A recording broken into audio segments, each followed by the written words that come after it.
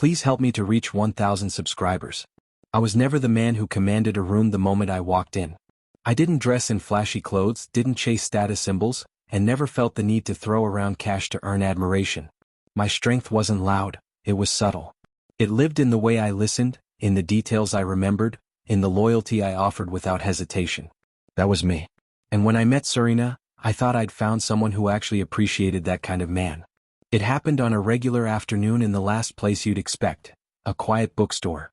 She dropped a copy of The Art of War while struggling with an armful of books, and the moment I bent down to catch it before it hit the floor, she smirked and said, "Looks like I'll need this to deal with people like you." She laughed, playful, not mean, and something about her energy disarmed me instantly. We kept talking, and for the first time in a long time, I felt like someone genuinely wanted to know me. Serena was nothing like me. She was sharp, charismatic, always ready with a quick comeback. People naturally gravitated toward her confidence. I was the opposite, careful, quiet, sometimes awkward. But she once told me my calmness made her feel grounded, that my silence was comforting. I believed her. I believed in us. The beginning was simple and soft in a way I thought only existed in movies. She was the one messaging me first, calling just to say she missed me. She said she trusted me more than anyone. And I held on to that. I showed up for her every time she needed me. I supported her dreams even when it meant putting mine on hold. I remembered her offhand comments, celebrated her wins, carried her struggles. I thought that's what love was supposed to be. But over time the air between us shifted. Not abruptly, just small fractures widening slowly. It started with how she acted around her friends. One night I forgot my wallet at dinner. I joked about grabbing the next bill, but she leaned into it and laughed. "He's broke, but he means well." Everyone laughed. I forced a smile, but inside something sank. I brushed it off. But it became a pattern. Jokes at my expense, stories about my quirks, small embarrassing moments turned into entertainment for her friends. Mispronouncing a French word.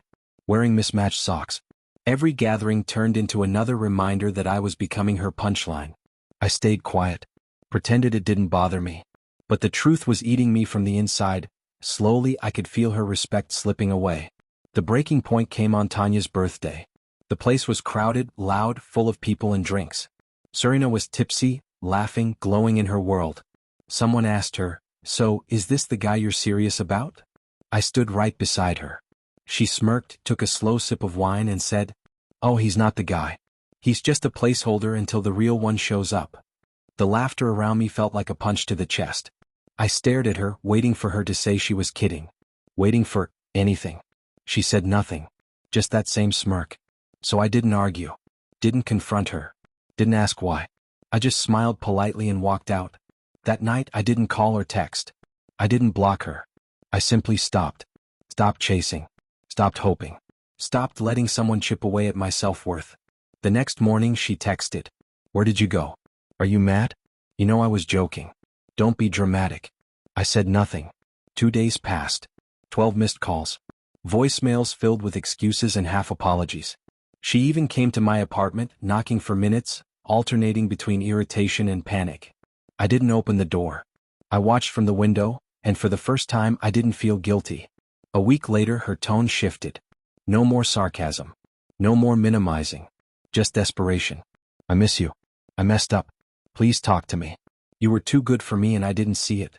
But by then I had already faced the hardest truth. The real betrayal wasn't hers, it was mine. I betrayed myself by letting someone treat me like I was disposable. So I rebuilt. Quietly. I worked out, read more, reconnected with friends, rediscovered parts of myself I'd abandoned. Not to spite her, but because I finally remembered that I mattered. Months later we ran into each other at a cafe. She froze when she saw me. Her eyes widened, surprise mixed with something like regret. "You look different," she said softly. I smiled. "I feel different." She tried slipping back into old patterns, little jokes, small talk, the same charm she once used so effortlessly. But I wasn't the man she could sway anymore. I finished my coffee, stood up and simply said, "Take care, Serena." And I walked out. No hesitation. No looking back. Because I didn't need to. Some people never understand the weight of their own words until the person they kept belittling finally goes silent. She thought I'd always be there, no matter how many times she chipped away at my dignity. But when I chose myself, everything changed. Sometimes the strongest move you can make isn't shouting or proving a point. It's walking away quietly, letting your absence speak louder than any argument ever could. And in that silence, Serena finally heard everything she ignored for far too long. Please help me to reach 1,000 subscribers.